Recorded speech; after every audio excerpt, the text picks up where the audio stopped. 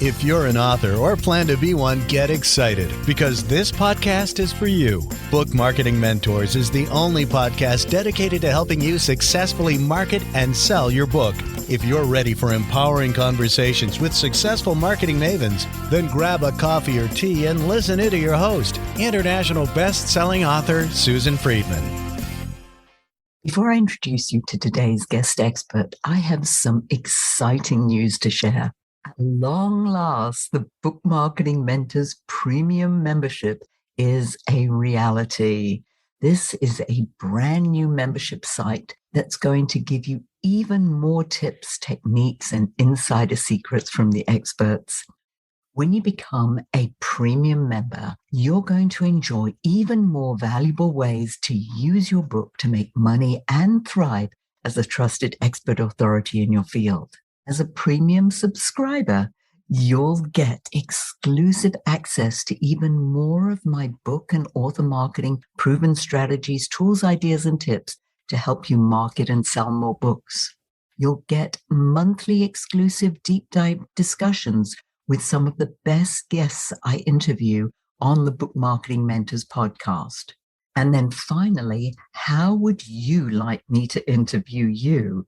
Every month, I'll feature an interview with a nonfiction author, and you've got an opportunity to be chosen as one of those guests.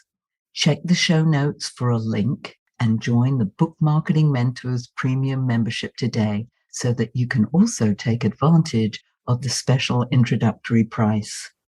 Now, let's get on with the show so that you can meet this week's guest expert and mentor. Welcome to Book Marketing Mentors, the weekly podcast where you learn proven strategies, tools, ideas, and tips from the masters.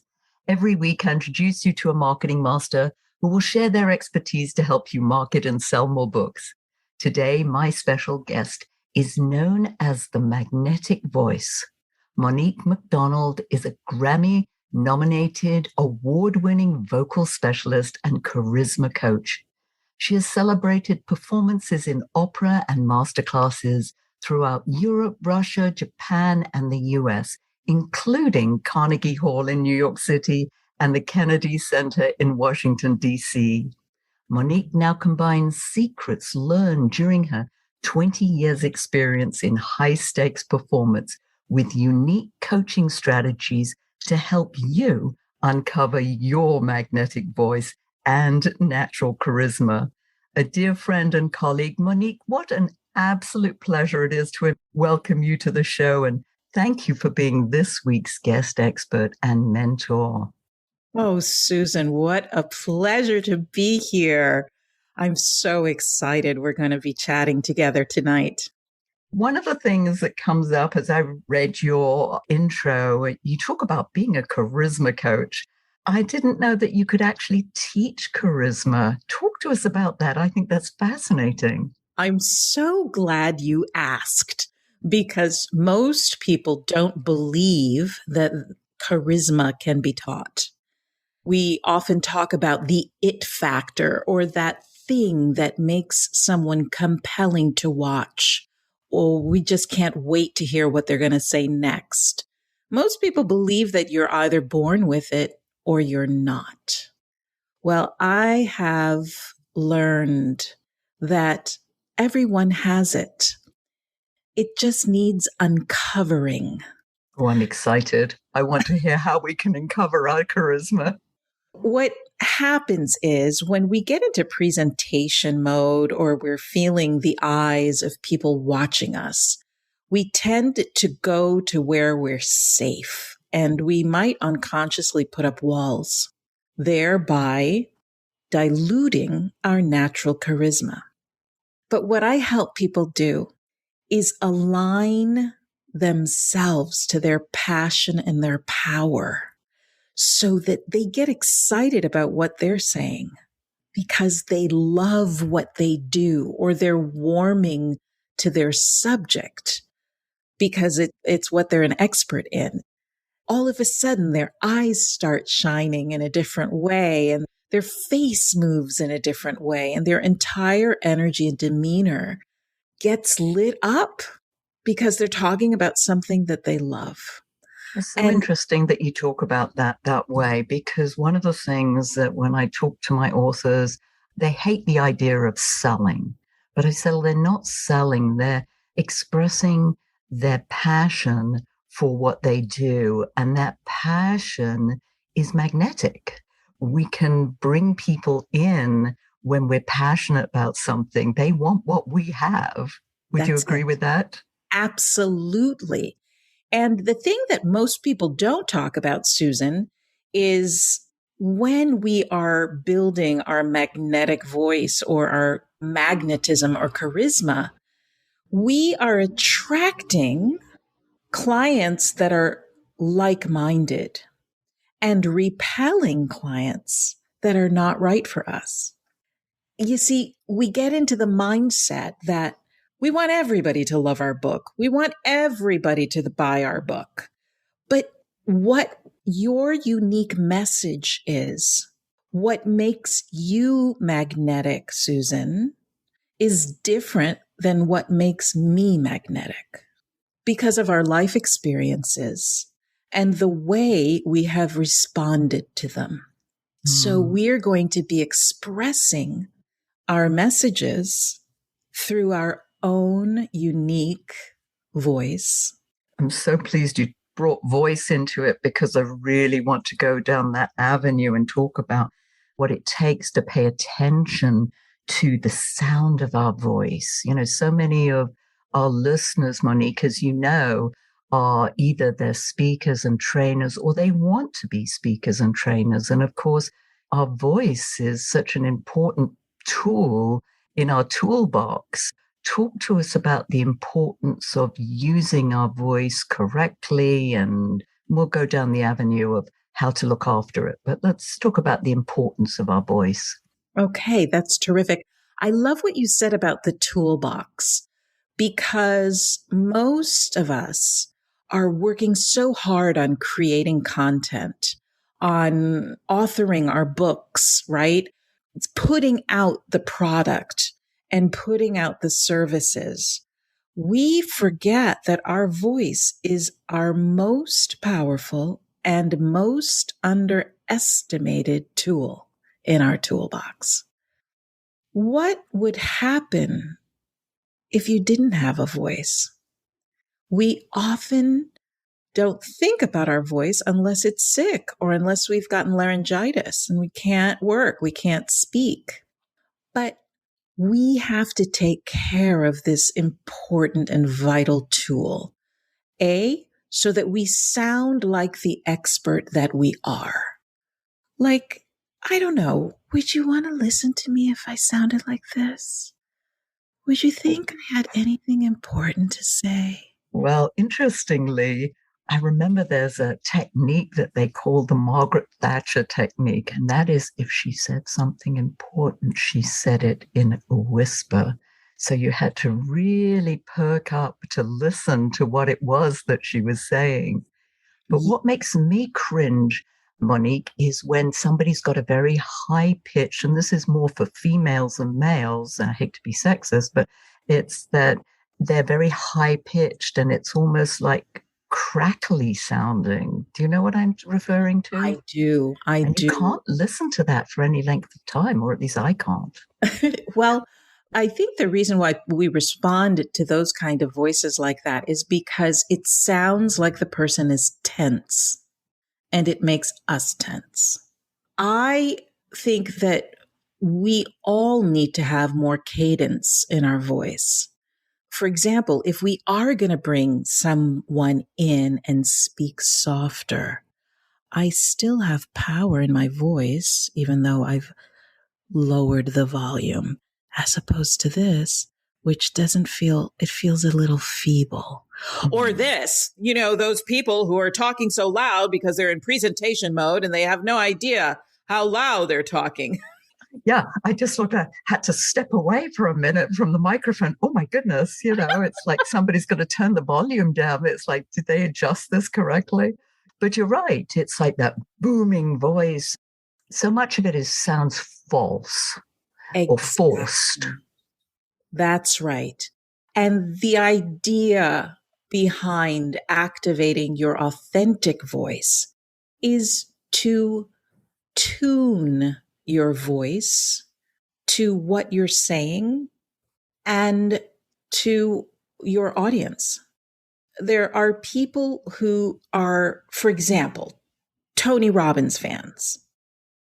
They're expecting a certain kind of rah, rah, big, loud noises. And that excites them. And that's what they're used to. And they're used to people talking really fast, and that inspires them. And then there are others who they want to hear a calm but powerful voice so that they know that they are putting their career or their life into someone's hands that they trust. Instead of doing the tuning of this from the outside, I teach my clients to do it from the inside, so that based on what they're talking about, how they feel about what they're talking about, and what they want their clients to do or feel, they are constantly in dialogue within themselves about how they want to say that whatever they're saying, how they want to teach their content so that it keeps the audience engaged, and who their audience is. Those are very important points. It's who is their audience and how are they going to respond to certain sounds of your voice. Yes, I think that's important. How about tips about keeping our voice healthy? Because there's a tendency sometimes to strain our voice, especially if we're in a large room. And I've had this where I thought, well, I don't really need a microphone because the room was large enough. And then I'm like, oh my goodness, I should have had one because I spent a whole day like really pushing. And then the next day I really felt it. Talk to us about some tips about keeping our voice healthy. Sure. It's one of my favorite subjects. Well, that's good. I would say in general, if someone hands you a mic, take it for many reasons. Unless you're trained to speak or sing without a microphone, you will strain your voice because you're not focused on it. You're not focused on keeping it supported by your breath and your body because you're thinking about what you're talking about. You're thinking about what you're teaching. You're thinking about making sure that everybody understands you. Focusing on those things, we tend to jump out of our bodies and we tend to pull up and out and breathe more shallowly, if that's a word, to make sure we're talking fast enough and being engaging. When you're trained to speak without a microphone, everything has to be slower and you have to take long, deep breaths in order to support your instrument. That is really a quick tip that we can all do. The first session with all of my clients is on belly breathing, filling your lungs from bottom to top. Most people, especially if they're nervous, they breathe up and with their shoulders. Their inhale it brings them up out of themselves.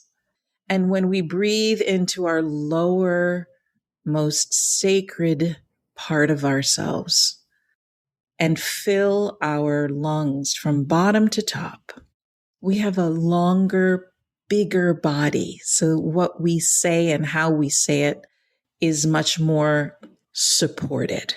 That's the first thing. That makes so much sense. I mean, knowing, having done a lot of belly breathing, we do that in yoga, it energizes you as well. Is that correct? That's absolutely right. And it lowers your center of gravity. So you're speaking from your most grounded self. That's very important because that puts much less strain on the vocal cords. The other thing that I would invite you all to pay attention to is to keep hydrated.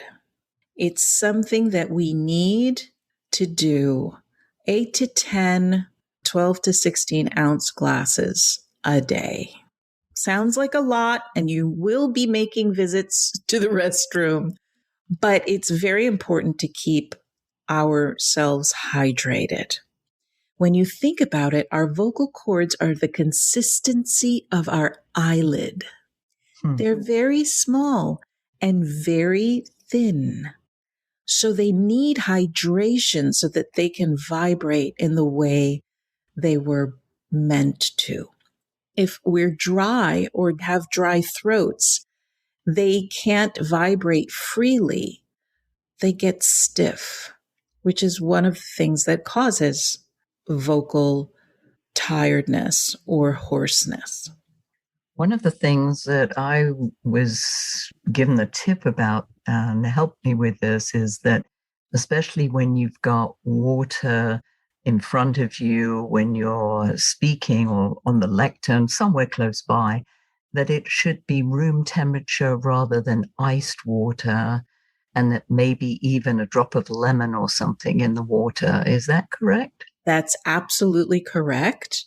The room temperature is so that it can get into the membrane of the vocal cords faster. The cold water, it takes a little bit longer to get in. And if you have a squeeze of lemon or even a pinch of pink Himalayan salt, not so much that you're drinking salt water, but just enough so that it's a tiny bit flavored, it keeps the water where we need it, so it doesn't just run right through you. That's interesting. I've not heard that one before. I like it. I'm going to add a pinch of pink Himalayan salt next time. That's also a really good cure for if you're feeling hoarse or tight, to gargle with salt water. Yes, and I do that. I know that one, yes. How about some exercises, maybe some vocal exercises that we might do prior to just getting up and speaking? Because doesn't it need some exercise, the voice?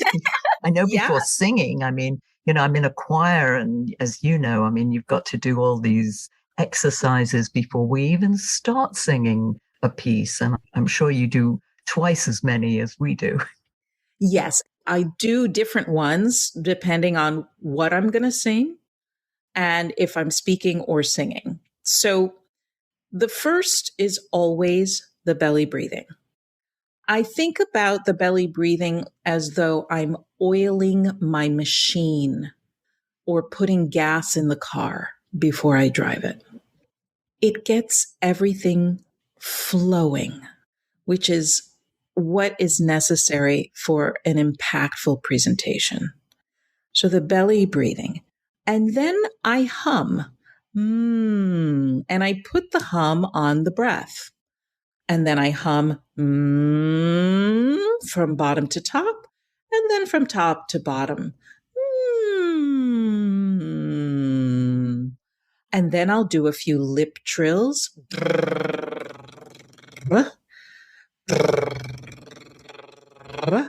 That just loosens up the lips so that you can pronounce crisply. And then I'll play. Oh, that sounds so strange. But yes, play with my tongue. La la la la la la la la la. La la la la la la la la la. Moving the tongue around and up and down. This is so much fun. I've got to make sure that my editor doesn't take those sounds out, because she might wonder when they are, when you're not speaking. So, Monique, let's talk about mistakes that you find speakers, trainers make. And I think you've intimated a few, but some common mistakes people make with regard to abusing their voice, maybe. Well, I think as far as abusing the voice goes, I would say they speak at a tone that is not their natural one, either higher or lower than one's natural tone down here, because they're forcing and they're trying to make themselves sound more important. Some people do that. Or they speak up here because they think that's going to carry anything that you're doing that's going to be causing strain on the voice. yelling in a loud restaurant to be heard right before you have a presentation tomorrow. Also, not good. The other big mistake I think that people make is reading their material. I think it's a mistake because our voices do not function the way they normally do when we're reading, unless we're reading thoughtfully, slowly, on the breath, with inflection.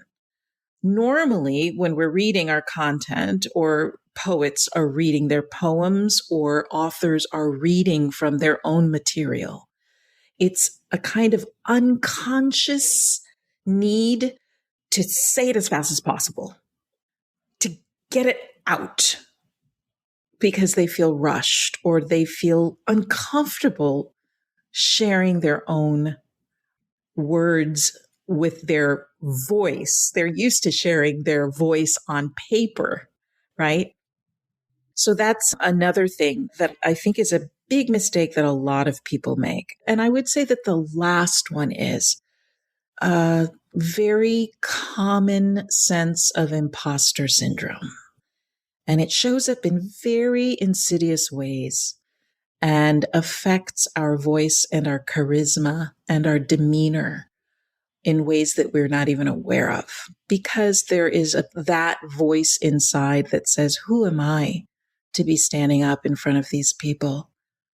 Who do I think I am to do that? Yeah, that's a common one. And I know I talk to, in my retreats, we talk about the imposter syndrome, because you can't feel like an authority and be recognized as one, as an expert in your field, if you feel like an imposter. You can't fake it. There are certain things you can fake it till you make it, but being an expert and authority and coming over with that confidence that you are who you are, I mean, that's got to be authentic. It has to be authentic. And that's the word, because so often we do try to fake it because we've got to get ourselves out there. We know we've got to get ourselves out there. And inevitably, it shows up in our voice or our demeanor. People don't know why, but they feel it. They sense it. So helping clients really plug into their passion and power is a really easy way for them to release that imposter syndrome and get excited about what they're talking about and why what they're saying is necessary for the world, why their message to the world needs to be heard. That's a wonderful segue, Monique, into telling our listeners how they can find out more about you and the incredible magnetic voice services that you offer. Oh, thank you for that. Well, everyone within the sound of my voice today will have access to my Voice of Power assessment, which is a live call in which we discover your voice of power and what is necessary for you to feel more powerful when you speak and present. It's a clarity call, and it really is just, for me, so fun. And I love to help people get clear about what their power is and how it moves through their voice. That's so generous. And how can they access that, Monique? Well, there's a link that I think might be in the program notes. And if not, you can access it at themagneticvoice.com/VOP, Voice of Power. Again, that's themagneticvoice.com/VOP. Fantastic. And I'll make sure that that's in the notes so that obviously people listen to this, when they're driving, when they're mowing the lawn, when they're running, they're in the gym. So they may not have something available to write down. So we'll put that in the show notes. And Monique, if you were to leave our listeners with a golden nugget, what would that be? Well, I would say this. When someone hands you a microphone, step up and speak your truth. You never know who's listening. You never know who you might inspire, and how that inspiration can send ripples throughout the world. We are here to speak the truth to each other so that we can hold each other in light and love and be the voice for those who don't have one. Oh, well, you are a true inspiration, Monique. Thank you. Thank you for sharing these wonderful tips, your wisdom. And I feel the passion, and I know the listeners do too, because you love this subject. You've experienced it in so many different ways. Thank you for sharing that. And thank you all for taking time out of your precious day to listen to this interview. And I sincerely hope that it sparked some ideas you can use to sell more books. Here's wishing you much book and author marketing success.